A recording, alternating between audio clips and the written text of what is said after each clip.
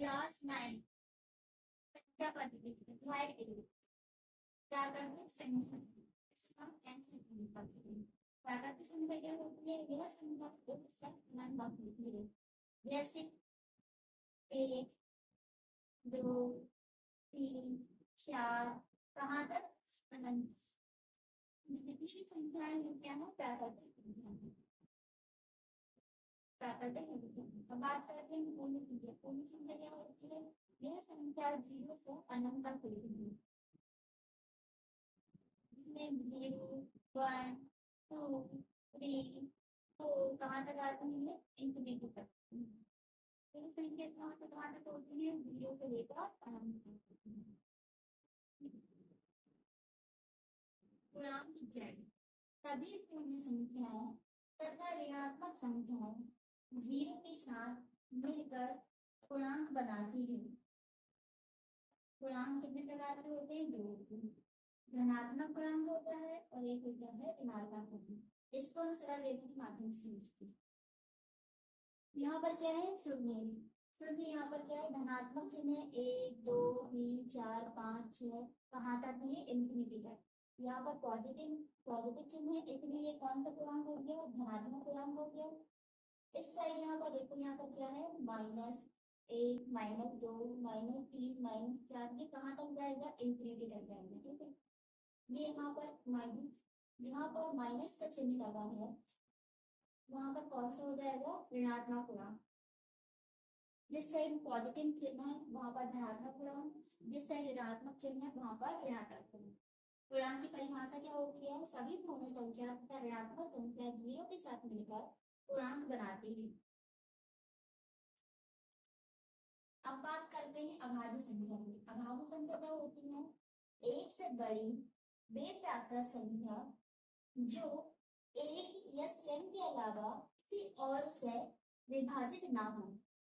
क्या होती है वो अभाज्य संख्या होती है जैसे 2 3 5 7 11 एक्सेट्रा ठीक है हम समझते हैं भाई जैसे हम बात करते हैं दो की जिस बात हम करते हैं दो की दो क्या है एक से बड़ा है दो एक से बड़ा है और क्या है प्राकृत संख्या है और दो एक व स्वयं के अलावा किसी और से विभाजित नहीं होता इसलिए दो क्या है एक अभाज्य संख्या है ऐसे ही तीन एक से बड़ी है व एक या स्वयं के अलावा किसी और से विभाजित नहीं होती इसीलिए तीन भी क्या है एक अभाज्य संख्या है 5 एक से बड़ी है प्राकृत संख्या है एक या स्वयं के अलावा किसी और से विभाजित है तो दो क्या है दो एक के पहाड़े में दो आता है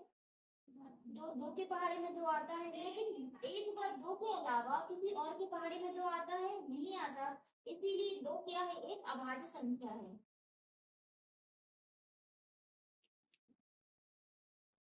भाज्य संख्या